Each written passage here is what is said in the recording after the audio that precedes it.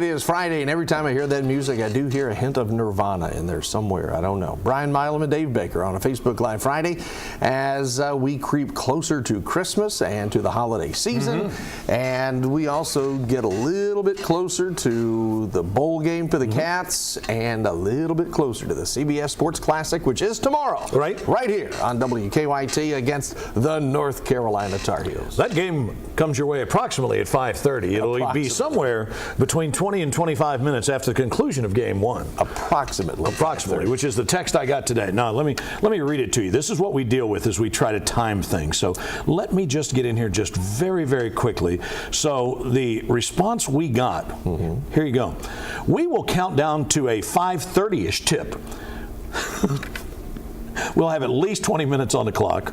Could be 25, but better to have that confirmed through somebody on our side. 5:30, Cats, Tar Heels. What do you think? You know, obviously the game changes with additions to the roster. Aaron Bradshaw has come in the last couple of games. Ugonna Onyenso is supposed to play, possibly, against Carolina. It's been a pretty good formula so far for Kentucky. And now when you start adding pieces, you take away pieces. What do you think? And you probably change style of play. Absolutely, you have to. Because when you got those guys running up and down and spotting up and basically playing five guys on the outside, and then you bring back in three bigs, I believe that Bruiser Flint said it yesterday. I can see him standing in front of me. That, you know, when you got those big guys in there, you got to slow it down, let them get up and down the court and do what they can do. So the question is, you know, and this is why, as the saying goes, Cal gets the big bucks. I mean, how do you blend that all together and make it work as well as it did before Aaron Bradshaw got back? It may not have been Bradshaw, as we know now. Might have been the darn court. Might have been that defective floor that they put in. Jeez. What are the odds? Everybody brags about a brand new playing surface. It is strange for me to understand why a new court wasn't put in before the season began, instead of right in the middle of the season. Please explain. Because of the renovation at Memorial Coliseum, the volleyball team was using Rupp Arena, which had those existing places. And there's no need to do that now with the new floor because they'll play all the time at Coliseum. I get that. So that's but we have seen, if you can play basketball with an ice rink underneath, put stuff here, you could it's a chess game, checkers and chess, and making things fit. I'm just saying. I don't know. Back in the day when the Bank One Senior Classic was held here in Lexington. Back in the day. It was a great stop on the senior tour. Saw people like Arnold Palmer, Lee Trevino, some of the really greats in golf. And they were playing out at Kearney Hill when Kearney was first built. And, you know, it was still relatively new and had some spots in it that needed to be worked on. And at one of the news conferences, it was somebody had asked Lee Trevino about the fact that there were some problems with the bunkers, and he said, "Brother, let me tell you something. If there's a check available, we'll play in that parking lot." Lee Trevino now doing those knee brace commercials. He's back in the game, baby. Living with his family up around Columbus, Ohio. Really? How about that? Yep. Cats and Tar Heels. How do you think this thing plays out? Because, again, we didn't know what to expect. No one knows. We still don't know what to expect. I mean, right? But now, when you add pieces, there comes a time when I think you do have to slow down a game, no question. But there's times when you need to speed up that game. And I just, you know, Onyenso is an offensive project. He still is developing and learning. Obviously, defensively, you've got 5 fouls to give, baby. That's right. You get 5 fouls to give, so we'll see how. And between he and Bradshaw, they've got a lot of fouls. But this team has played well without the big guys so far. But yes, obviously, at some point you have to implement other strategies. And they'll have a big test. Baycott is back. Armando Baycott, who is using one of his COVID years, so this is like his 5th or 6th or 7th. AC Earl played at Iowa back in the day, and I swear upon all that's holy, he was around for 9 years. I mean, Baycott has been on longer than some Dr. Tom really successful TV series. You know, yes. Dantana. Football Wildcats. We are hearing from Mark Supes as you watch this live. We are hearing from Mark Stoops in about 20 minutes.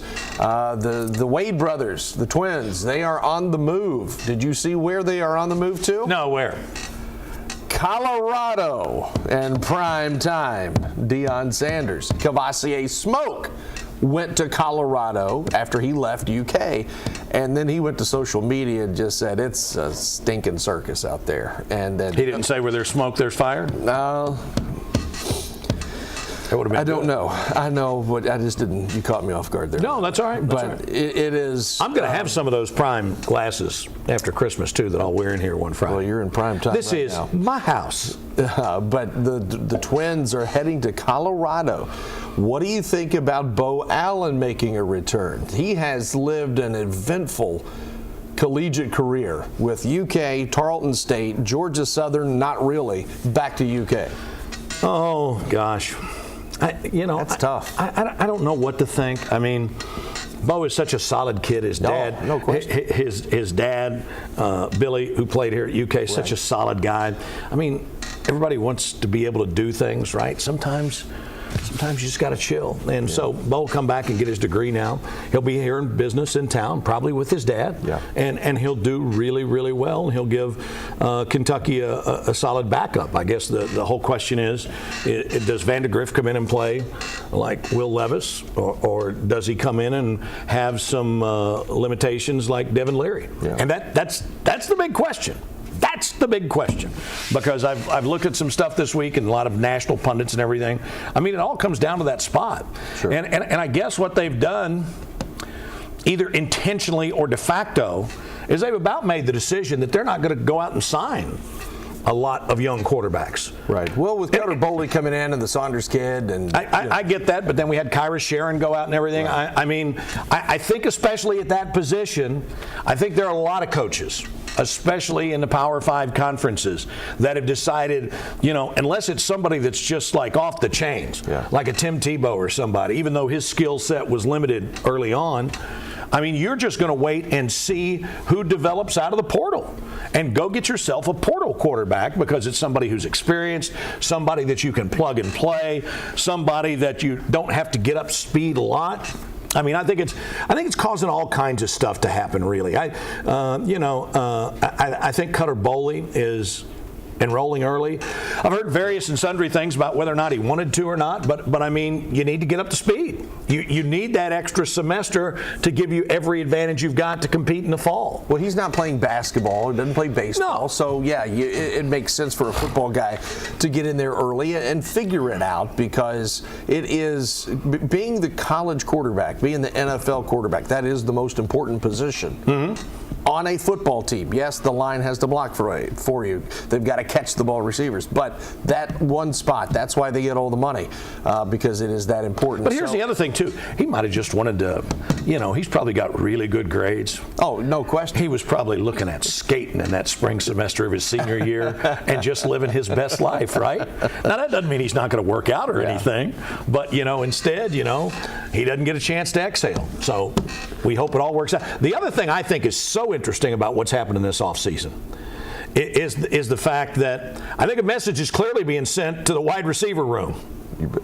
I mean, I know these guys have a lot of accolades, Berrien and Dane Key and everything, but they are loading up the wagon, and they're going to be like, okay, whoever catches this ball is going to be in for the next play. Yeah, and then there's nothing wrong with that. Last year, Mark Stoops talked about Berrien and Dane, and he singled them out without singling them out. Yes. Said, hey, being a receiver is not just running routes and catching passes. You've got to know how to block. You've got to know how to do some of the small things to help in the run game, to help and this year it was the drop passes that became an issue. So hopefully that junior year, sometimes there is such a thing as a sophomore slump. So maybe the junior year they break out of this thing. And then Caddis is back, right? The Josh big tight Caddis, end? Big tight end. He's back, right? He's back, right? I mean, I ran into him yesterday. Oh, my gosh. Just since the end of the season. A large mammal. Oh, my gosh. What a nice young man. But, he has gotten larger. And I think that's an area that when Liam was here before, they used the tight end a lot more. And I think it opened up a lot of things for him. Howard Schnell. I grew up in Louisville, so I saw a lot more U of L football than I did UK football. He used the tight end so well turned Jamie Asher into an All-American. It's a great call, Jamie Asher. From Indianapolis via Clay County. Come on. Yeah. Or is it Clay County via Indianapolis? But Jamie Asher turned into an All-American, and he used the tight end so well. And I know Vince Merrill would love to see the big guys get their paws on the football a little bit more. I was in Owsley County this week, and I thought to myself, where in the name of the Owls is Moose Moore? I mean, where is Moose Moore? Flying planes. Didn't he go to like NASA or something? Oh, I mean, like an aeronautical engineer or something like that. You don't look for moose. You have to look up for the moose, 30,000 feet up. One thing that's going to take place tomorrow, and this is a unique once-a-year type of a situation, but in this case, this is the most unique high school situation, high school basketball situation. Oh, I know what you're talking about. That we will see in our lifetime, probably. Well, I guarantee it. Oh, yeah, I'm doing the play-by-play for it. So this. Are you really? Yeah. How cool is that? Tomorrow. Where are they televising it? YMT? On YMT. We are going to stream it on WKYT.com somewhere in our. You, Jim Frazier, and Keith Casebold? No, Jim, no Keith. As for Jacksonville Jimmy, no. But we're going to do that game tomorrow. That's awesome. And I didn't know that. King Kelly Coleman is the name by which all names are remembered in high school basketball. Scored 4,337 Wayland Wasps points. That is after he scored 68 points against Bell County in the consolation game of the 1956. And did you notice his number was 66 and he scored 68? And he scored 68. And I'm fascinated when you look back at the old video, the crowds that would show up impeccably dressed for a high school basketball game. That is outside of Memorial Coliseum, as we know it today. It's being renovated. But King Kelly set a standard by scoring more than 4,300 career points. And if you watch how he shoots, you watch how certain things happen, he could play in today's game. He was about 6'3", 6'4", built so much bigger than everybody else. Much more mature than those guys he's playing against. Oh, sure. I mean, pull up 20-footer bottom, as John Ward would say, bottom.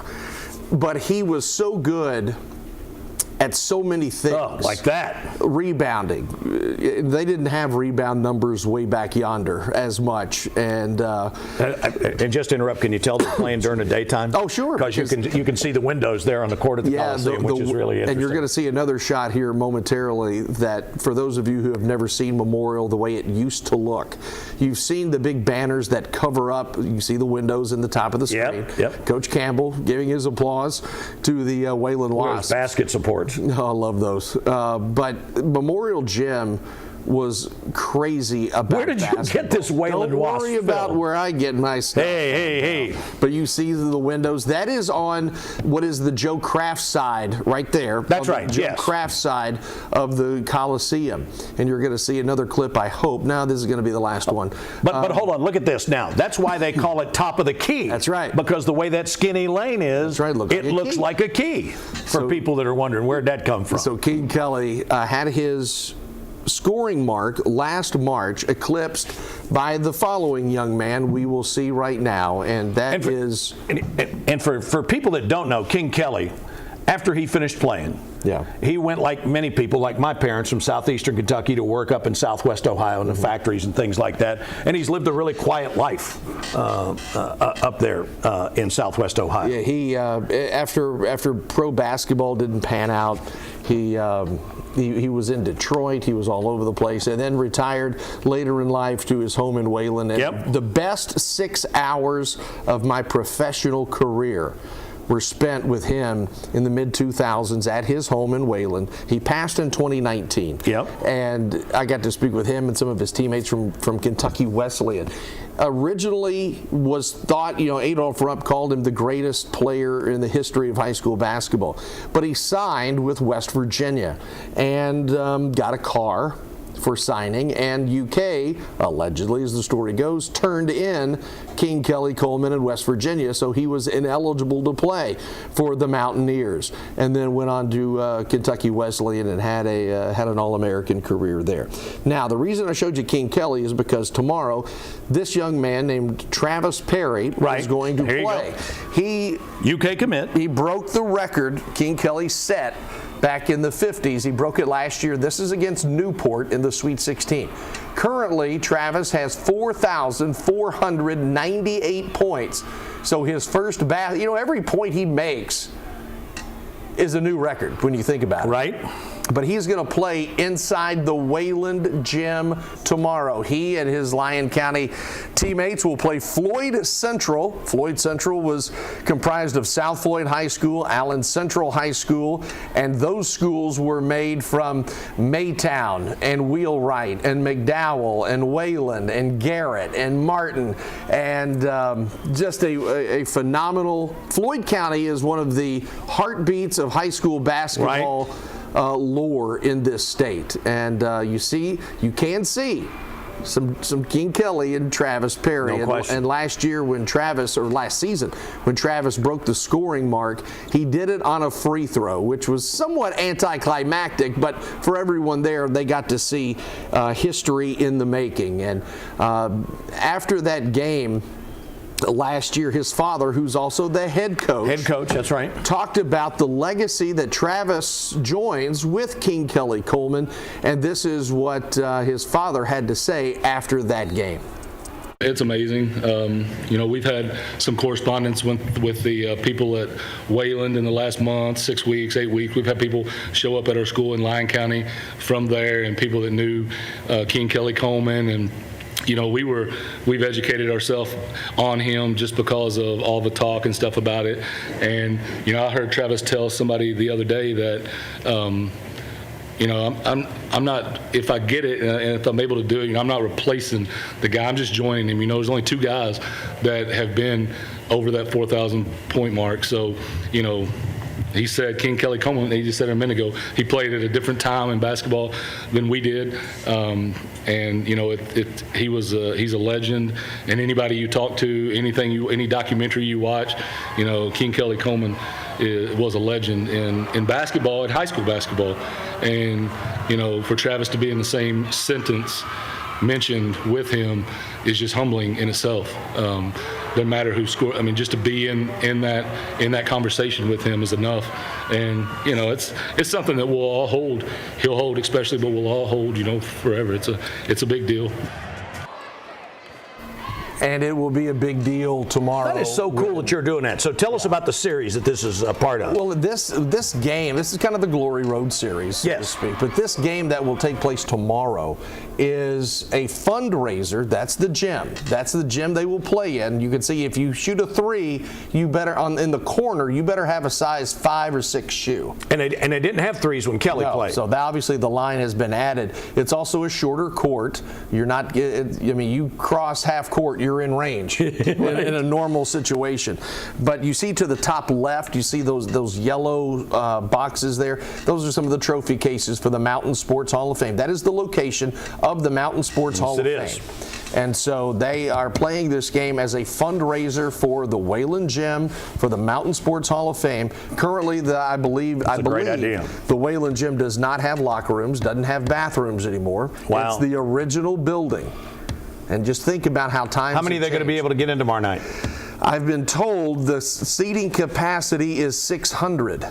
However, I also spoke with someone yesterday from Floyd County who said they've sold 1,200 tickets. Well, they wanted, people, about 1,500 people wanted to get in. Right. But looking at a capacity of about 325 maybe to a degree. Because of all the players, school officials. When you do the fire marshal drill, you have to count referees, players, broadcasters, fans, concessions workers, everything. So it'll be. I may even do a head count tomorrow. What time is the game? Well, the girls play the first game, and then the boys play the second game. So tip off, hopefully, approximately somewhere between 7:30 and 8 o'clock for the boys game. That'll be right after the UK game is over. Right. So, but we will have. You can go to WKYT.com and find it. See what he said. Look at this. He is the hype man. He is the king MC. But if you want to watch something unique tomorrow, there you go. But it's going to be interesting. It's going to be a lot of fun. That's really cool for you. The day that I interviewed King Kelly, we stood there on the court just talking. Oh, wow. And yeah, I hit a shot. It's like, all right, I could say I hit a shot in the way. There you did. So there you did. I don't know if you have anything else or not, but something to watch that's going to maybe happen tomorrow, may happen today. Looks like the road is. Hurts my heart a little. I know, coming to the end for Kenny Payne over at Louisville. Yeah. I forget who they got on Sunday. They got somebody that they ought to beat. I don't think it matters. On Sunday, but it's not. But my point is, it appears as though they may make this move so that they don't have to make it before Louisville's next game, which of course would be Kentucky next Thursday night over at the KFC Yum Center. Kenny Payne and the Louisville He's a great dude. He's a great coach. Sometimes it just doesn't work out as a head coach. And the other night, they got boat raced in the second half. Pepperdine at home. They play Pepperdine, the Waves tomorrow. But so it was Arkansas State, the Red Wolves, got them the other night. And it was double digits, and there wasn't anybody in the Yum Center. Fire Marshal had no issues that night. But think about this. If Kenny Payne does get fired at Louisville, the next game after this game, Kentucky. That's right. So and I don't think that, from what I'm hearing from my people over there, is that they don't want that Kentucky game to be the first game after the change. Sure. They don't want the change to come right after Kentucky, because then some people will say, oh, it's just because of Kentucky. So I think Josh Hurd is probably in a situation where, with what's happened in the preseason, you don't get any hope for the ACC schedule. And then if you want to do things above board, which I think all ADs do and everything, then you get out front, you've got an opening, and you could start talking to people before other openings come up. Well, Danny Manning is one of the assistant coaches, the lead assistant with Kenny Payne. And you would think, just to keep some continuity, He's got head coaching experience. Sure. He's at Wake Forest, and maybe Danny and the Miracles can have a revisit of something, not in winning titles, just in being competitive. But what I would say, and I understand, I love Kenny Payne. I emulated him when I was a child. No. In Louisville. And I told people the other day, think about this now. Kenny Payne is the same guy now that he was when he played at U of L. Same soft-spoken guy who'd do anything for anybody. He really knows basketball. Players swear by him.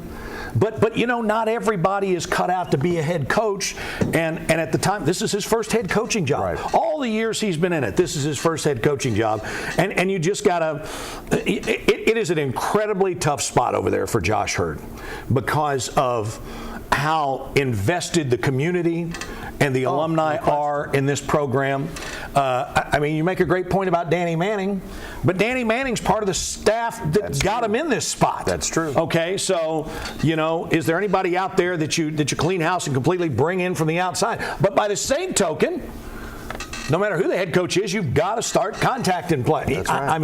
It's tough. I've heard Jay Wright as a potential name. Wright, he's not. I know. I'm just saying he's not coming here. So again, it's that Calipari thing. If Calipari leaves, who do you get? Because as Coach Cal says, this place ain't for everybody. What I have always said, and you've heard me say it privately before, if you make a coaching change, you better know who you want, and you better know you can get them. Or else you get Billy Gillispie. And that's what happened. When Mitch Barnhart decided he wanted to make a move, there was this rumbling out there that Tubby was involved in too much stuff off the court and yada, yada, yada, yada, yada. And then, speaking of Louisville, Billy G comes rolling in here with A&M and bounces Slick Rick and Rump Arena. And then all of a sudden, he becomes the flavor of the day.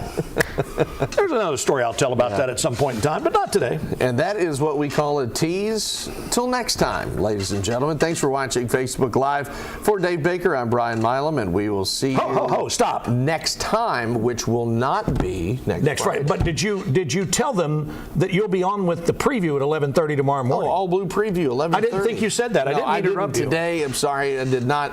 That's why we're such a good team.